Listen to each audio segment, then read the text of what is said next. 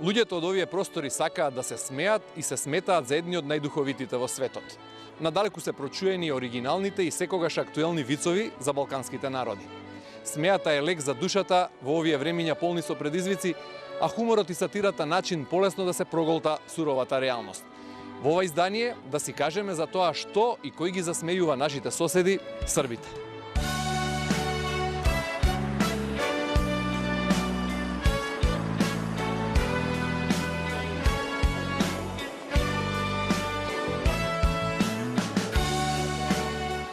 Šta me zasmejava? Dosta toga zaista, ali kada sve saberem i oduzmem, možda taj smeh i nije smeh, nego možda neka tuga. To su uglavnom neke sitne stvari, niti fazon, niti ne znam šta, prosto neka situacija koja se ne dešava često, tako da nešto spontano što ispada, neka spontanost koja je zanimljiva. Tako neočekivano sad kad mi neko nešto priča pa sad moram da se smejem, ne. A humor, satira, emisije, politika? Pa politika me više ne zasmejava. Nekad da, a sad više ne. Više nije ništa smešno. Tako da, a neke emisije na tu temu, da, ako su fore, da kažem, originalne. Mada je sve već viđeno i sve već ispričano. Pa teško je reći šta zasmejava. Teška su vremena, nije baš, ja mislim, nikome do smejanja nešto mnogo. Politika, humor, satira? Pa pokušavaju, neki imaju neke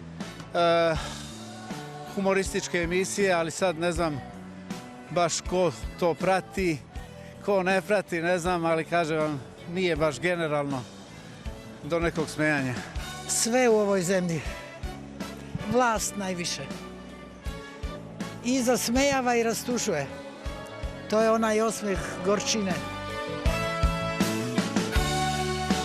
Добро утро, добро утро, добро утро. Моето име е Горан Петрески, а ние се наоѓаме во Белград, во студиото на Авала 7, филмскиот град во главниот град на соседна Србија, каде што се снима емисијата 24 минути со Зоран Кесич. Наш домаќин, односно наш гостин во продолжение, во вашата омилена редовна рубрика да си кажеме, е господинот Кесич. Погледнете го разговорот и снимањето на 24 минути во продолжение. Ајмо ми оно наше.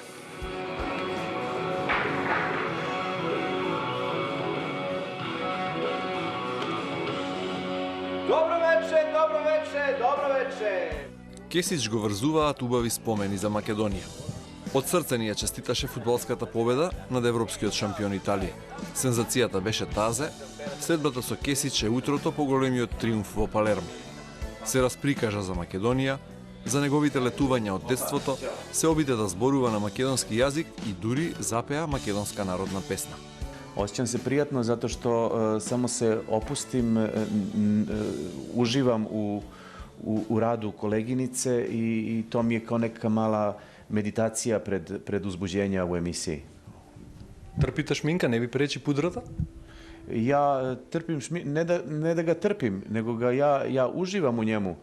Naravno da može delovati čudno nekom da se odrasli muškarac jednom nedeljno šminka, ali i moja deca su navikla na to, čak me više i skoro da me i ne zezaju zbog toga. Господин Кесич, се доживувате како звезда локално овде во Белград, во Србија? Da, osjećam se kao zvezda ne samo lokalna, već i regionalna, jer naša emisija je iz nekog meni još uvijek nepoznatog razloga prepoznata i voljena i u regionu, i u Hrvatskoj, i Bosni, i znam iz Makedonije. Vidim po porukama koje nam stižu da nas ljudi gledaju, iako se mi bavimo uglavnom našom lokalnom politikom ovde u Srbiji, ali verovatno prepoznaju humor, prepoznaju slične probleme, prepoznaju iste obrazce laganja političara. Slični su nam gadovi, to mogu da kažem. Tako da, verovatno je to razlog popularnosti, ali da, ko radi na televiziji sa ovim uspehom jeste zvezda. Главен лик со години во вашето шоу и во сите сезони е председателот Александар Вучич. Со што ќе ја пополнувате емисијата кога него ќе го нема на политичката сцена? Pa kada ga ne bude više bilo na političkoj sceni ili kada ga bude bilo u opoziciji, jer on je i došao iz opozicije, pa nikako više da sjaše, da se vrati u opoziciju, malo bi mu ja preporučio. Poželjno je nekad da se menja krv, znate, nekad su oni vidari, stari doktori preporučivali da se pusti malo krv, da se menja krv. Evo onaj Soroš ima 150 godina, menja krv. Da ne pominjem grofa Drakulu, on menja krv već vekovima. Tako da ja mislim da je poželjno da se promeni vlast i da postane normalna promjena vlasti. Pa ako ne valjaju, daj druge. Pa će naterati svaku vlast koja zajaše na vlast da se mnogo više potrudi da ne bi sutra bila smenjena. Kada ne bude bilo Vučića na vlasti, naše glavne mete će biti oni koji su na vlasti. Jer glavni posao novinara i satiričara, barem u ovoj našoj formi, jeste da udara na one koji odlučuju. Jer sa pozicije moći da odlučuju, oni dobijaju i obavezu da budu zajebavani, tako da kažem. Mi uvodimo tu naviku. Edukujemo političare, vi radite vaš posao, vladajte, mi radimo naš posao da vas zajebavamo. Дали ако дојде до евентуална промена на власта, ќе имате доволно инспирација за работа? To jeste često pitanje, pa ja zaista verujem, pogotovo što je Newsnet počeo da radi 2010. godine pre nego što je ova vlast došla. Tako da mi smo radili u vreme onog bivšeg režima i meni se čini da i u Srbiji, a pretpostavljam i u Severnoj Makedoniji, u svim zemljama ovde u regionu, kogod da je na vlasti, da će biti dovoljno materijala. Sad, činjenica je da će verovatno biti manje zabavnog materijala za nas, ali ne plašim se ja za našu budućnost. Кога последен пат сте биле во Македонија? Posljednji put sam bio u Makedoniji 90. godina jer smo nekoliko leta za redom porodično letovali na Ohridskom jezeru i tad sam se zaljubio u Makedoniju, u makedonske pesme, u Ohridsko jezero, Strugu. Moj brat je služio vojsku u Štipu, bili smo u selu Labuništa ili Lubaništa, ne znam, Labuništa možda, Lubaništa. To je blizu albanske granice i tamo su neki domaćini pevali makedonske pesme. Zajdi, zajdi, Biljana platno beleše i onu treću, najlepšu, kako se zove, ima još jedna, ali ta mi je najbolja. I onda sam ja kao klinac to slušao i te pesme sam neko doživao kao da su moje, mnogo su lepe bile. I pili su neko vino, jeli smo lubenicu, a znaš, bio sam klinac. Памтите некој стих? Таа ваша омилена песна? Ajde, slušaj, slušaj, kaleš bre anđo, što tambura sviri. To znam. Da, to setio sam se, sad kad si rekao se. А кога ќе дојдете повторно во Македонија? Kad ću ponovo dođem? Pa doći ću ponovo, voleo bi ponovo da odem nekad na Ohridsko jezero, ponovo sa porodicom, jer sad imam i svoju decu i ženu, tad sam ja bio dete ko što su moji, pa da vide to, jer mi smo tad išli, bio je ono rat i to, i onda nismo išli na more i kao ajde na Ohridsko jezero. Ja kao klinac, kako sad jezero, a more? I onda smo toliko zavolili Ohridsko jezero da sam ja posle pitao, a šta ćemo na more kad je ovo more? Jer Ohridsko jezero je toliko da ti ne možeš da sagledaš tamo gde je druga obala, to je kao more. Pa onda još ti manastiri, pa Sveti Naum, Sveti Kliment, Sveti Jovan Kaneo. Ta sva atmosfera me je toliko opčinila i naučio sam kako se kaže čamac na makedonskom kajče. A sada vaša omiljena rubrika Šta radite bre, aman ljudi bre! Na mestu broj 5, ko čemu predsjednik Vučić o svojoj porodici? Ja živim one fabrike koje otvaram. Imam 3 dece. Stavite mi decu po strani, koje je prirodno da volite najviše na svetu. A te fabrike su ko moja usvojena deca. Jel ovo sad znači, ako neko pomene fabrike, da to isto spada u ono napad na Vučića i njegovu porodicu? I druga stvar, fabrike su još mlade, ali u nekom trenutku bi im trebalo saopštiti Linže i Lonže, sedite, moramo da porazgovaramo. Vučić nije vaš pravi tata, a fabrike u fazonu, dobro. Mesto broj 3, jedan čovek, nije baš mnogo popularan u Sjenici. Čekaj, koji čovek, kako beše? Među našeg predsjednika države, gospodina Aleksandra Vučkovića i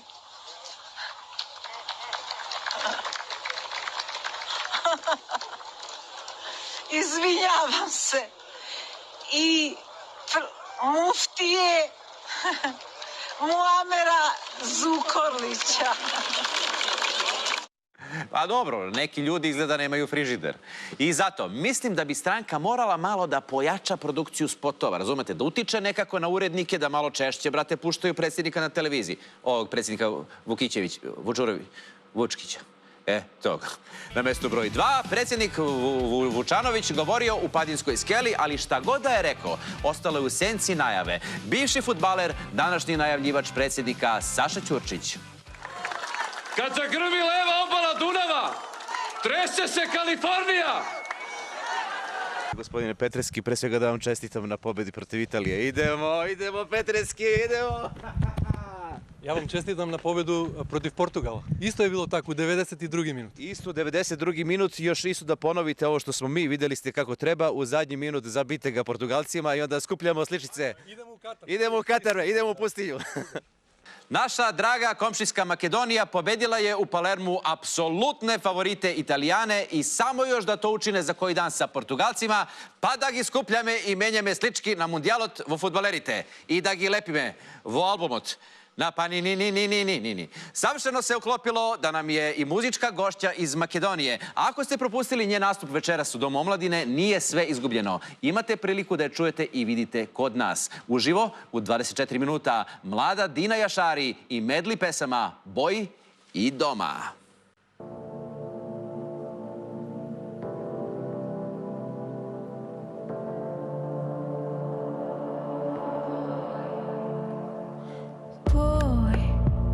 Sakam da gledam v boj, sakam da gledam da stojiš na jednom mjestu bez da te snimu. Boj, obojena v tvoji te boj su i nema da zaboravam, tebe samo to ostane. Boli od ograničeni boj, svega mora samo da gi sozdavam, nikogaš nema da se povtore. Te zaslugi dobri za to što befivo što sam pretvorena. Znam mi sakao da продължам. Премалко години да се удържат спектърът бой. Твоите побои живи се са моите църти и навики.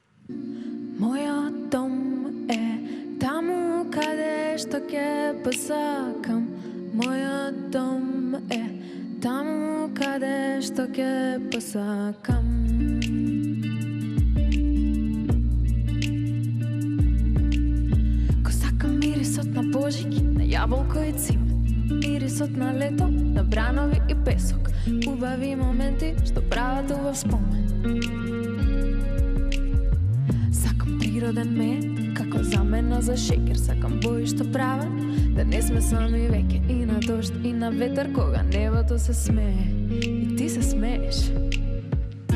Моят дом е там, къде що ке посакам.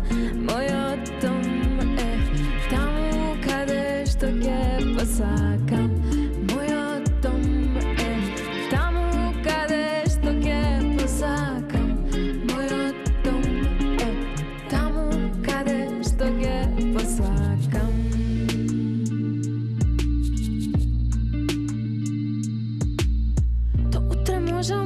причини да барам и да сум тажна. Кога сакав најмалку, има време да размислувам. До утре можам причини да барам и да сум тажна.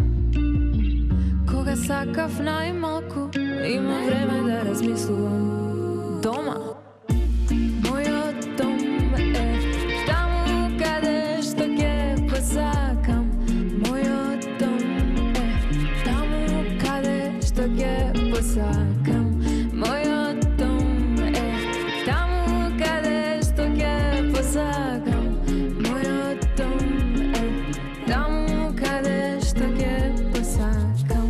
Мојот дом, мојот дом, мојот дом, дом, дом, мојот дом, мојот дом, мојот дом, дом, дом, мојот дом, мојот дом, мојот дом, дом, дом, мојот дом, мојот дом, мојот дом, дом, дом.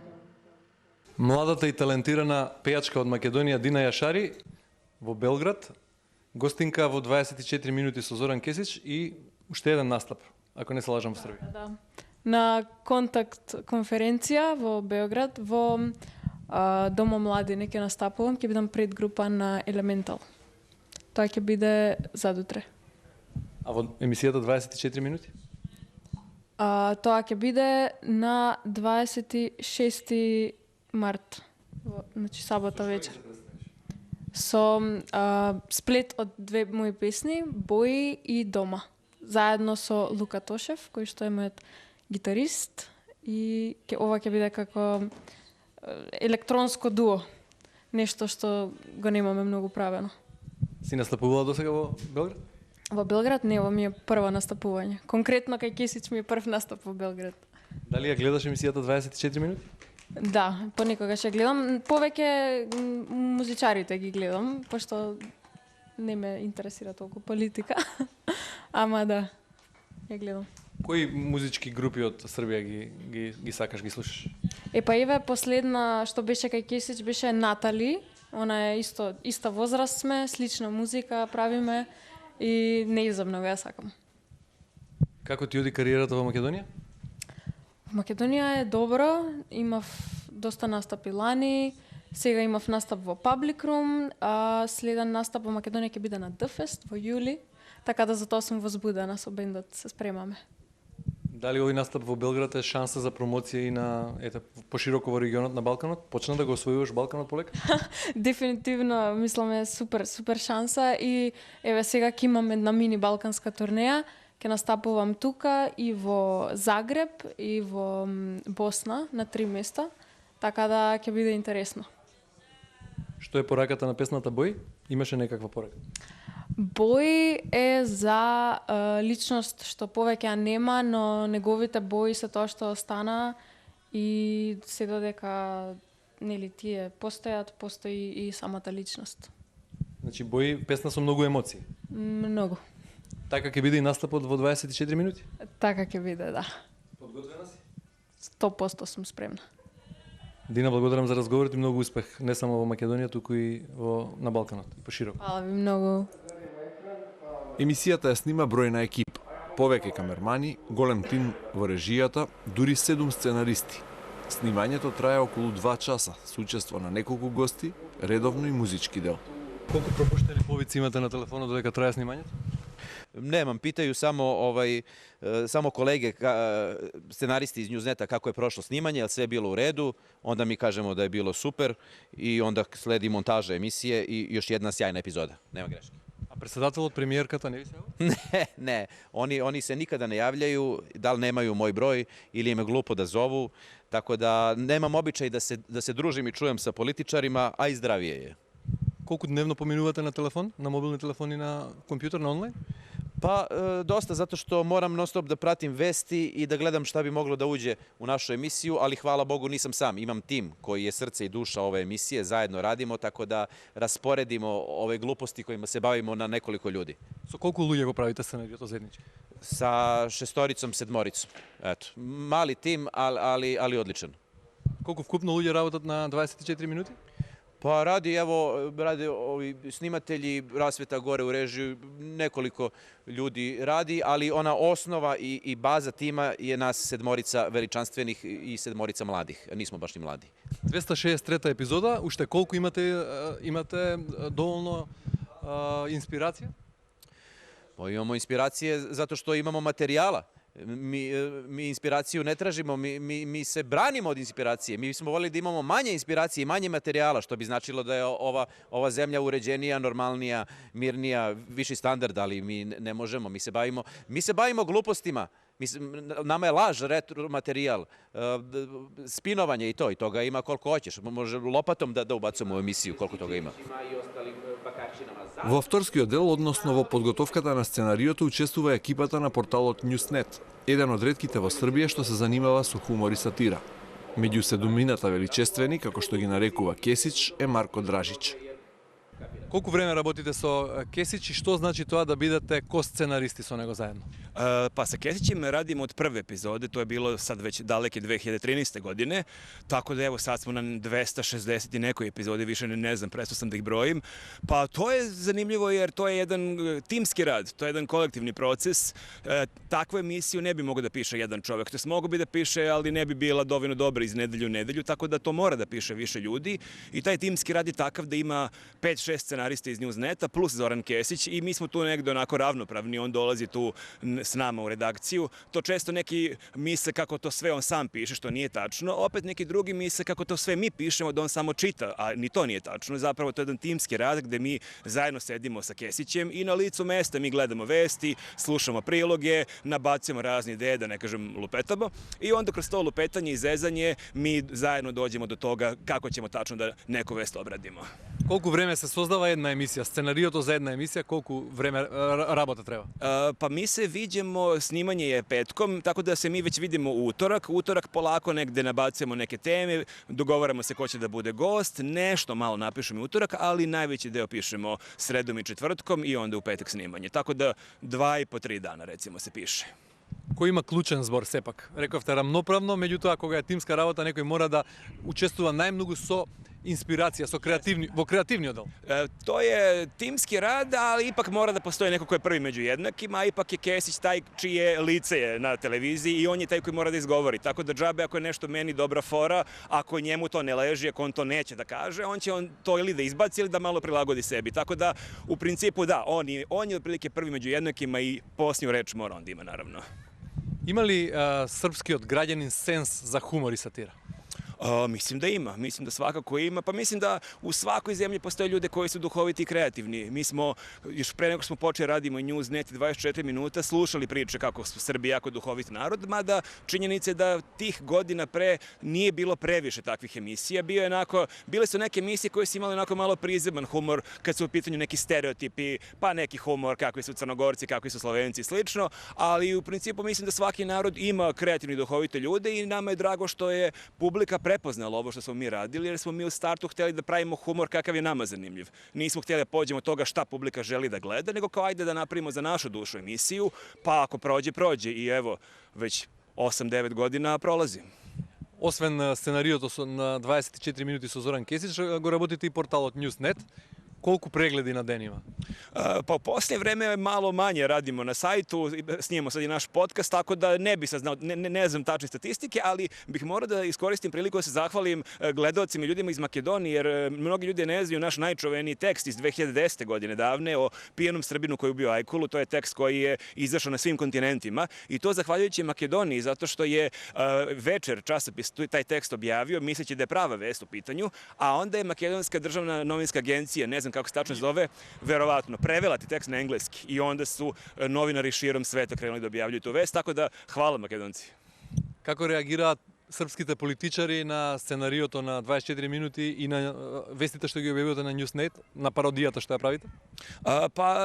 Različite su reakcije, mada nismo imali neke pretnje, nismo imali sad, ja verujem da mnogim političarima nije drago kad se nađu i na Newsu i u 24 minuta, ali valjda su dovoljno već shvatili da ne treba da se bune. Čak se dešavalo, to je možda danas da li me Kesić pričao, da neki političari čak i njemu šalju neke vesti, kažu vidi što sam prekjuče radio, tako da su čak neki prepoznali da je čak možda za njihov imidž i dobro da se nekad pojave i u 24 minuta i na Newsu.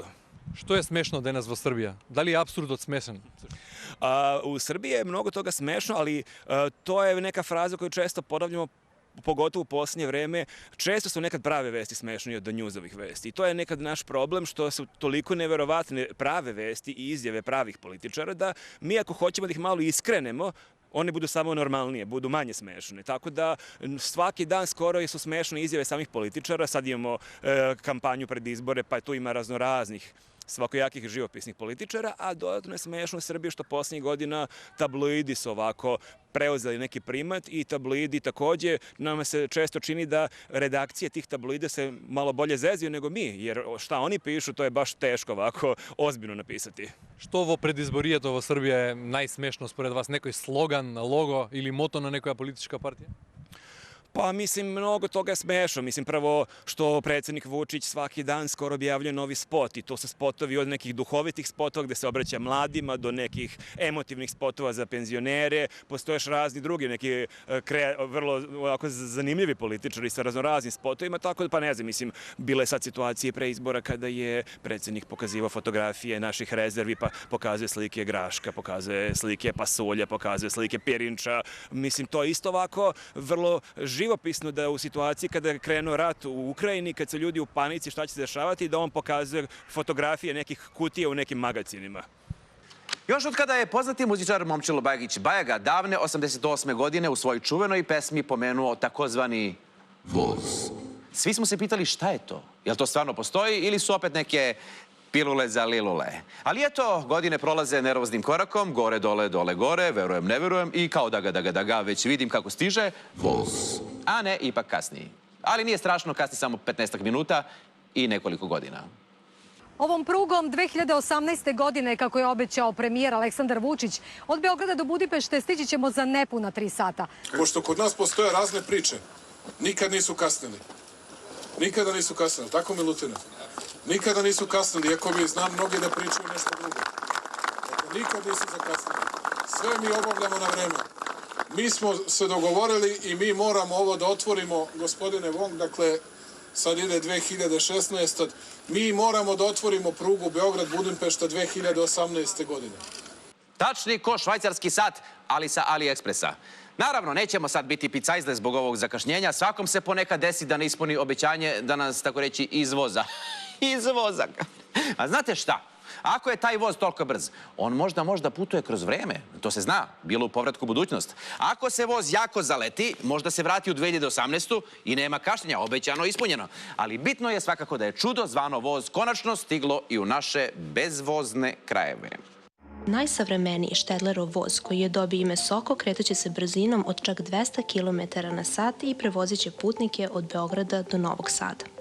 Kao nikada do sad, putnici će se voziti u savremenim double-deckerima s udobnim sedištima i besplatnim internetom, a usluga će biti ravna onoj koju smo do sada viđali samo u avionima. Za početak predviđeno je po 5 polazaka dnevno iz Beograda i Novog Sada, a ekipa Alo imala je ekskluzivnu priliku da se ovim vozom provoza i doživi Srbiju o kakvoj smo do sada samo maštali. A čekajte, a zašto je voz Soko? Pa Soko leti.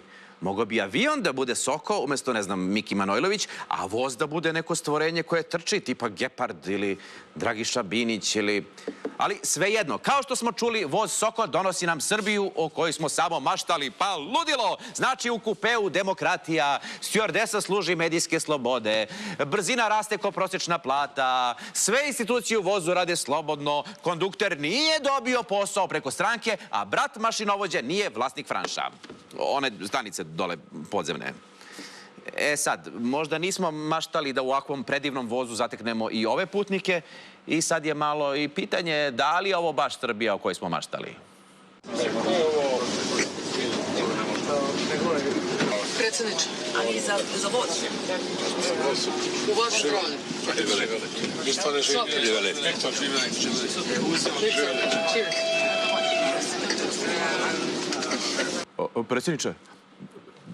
Predsjedniče, hoćete pogledati, molim vas, snimajte vi samo ovo, smislio sam nešto.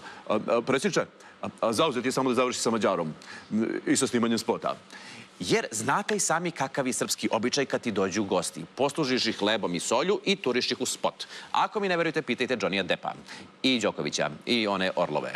I zato, gospodin Orban, nasmešite se, gledajte u kameru i recite na mađarskom kampanja. Kažete kampanja. Kampanjoš!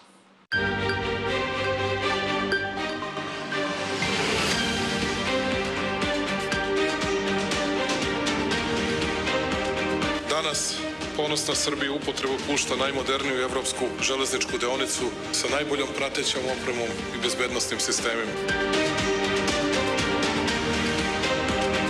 A budućnost su ovi novi moderni vozovi koji jure 200 km na sat između naša dva najveća grada.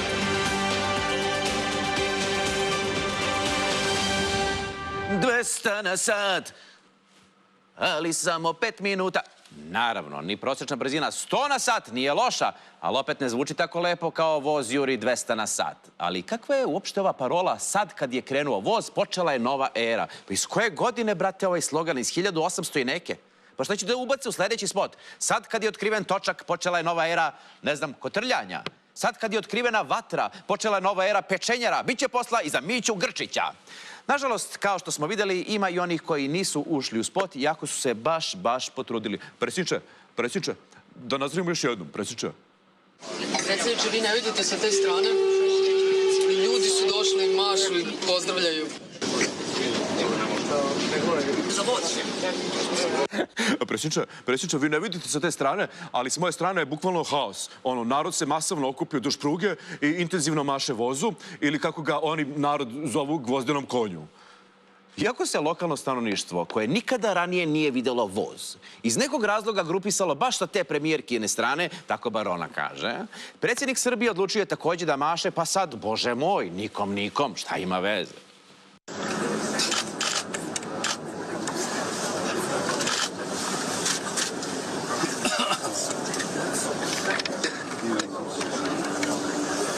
An alien nation here, you know, all Slavs all around us. Nekako otuđena nacija. And then the Germans, you know, we are very strange, unique nation. A mi smo veoma čudna i jedinstvena nacija.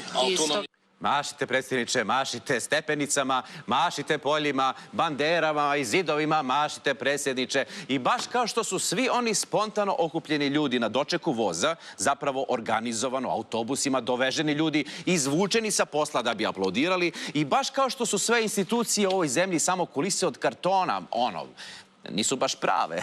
I kao što je besomučno hvaljenje najvećim rastom, BDP-om i žvrljanje po tabli, samo ispiranje mozga građanima, pa tako se i mahanje nikome savršeno uklapa u sve ono što ova vlast radi. Pa bar da ste, pored pruge, postavili kartonske, brate, mahače, pa na svaki kilometar jedan nek padne u nesvest. Mada opet i što bi. Vi znate da mašete nikom, mi znamo da mašete nikom. Jedina je razlika što bi nas bio blam dok vi tih problema nemate. Ali ipak imam jednu dobru vest za vas. Ima u ovoj zemlji mnogo onih koji jedva čekaju da vam iskreno i od srca mahnu. I bukvalno broje dane do tog mahalja.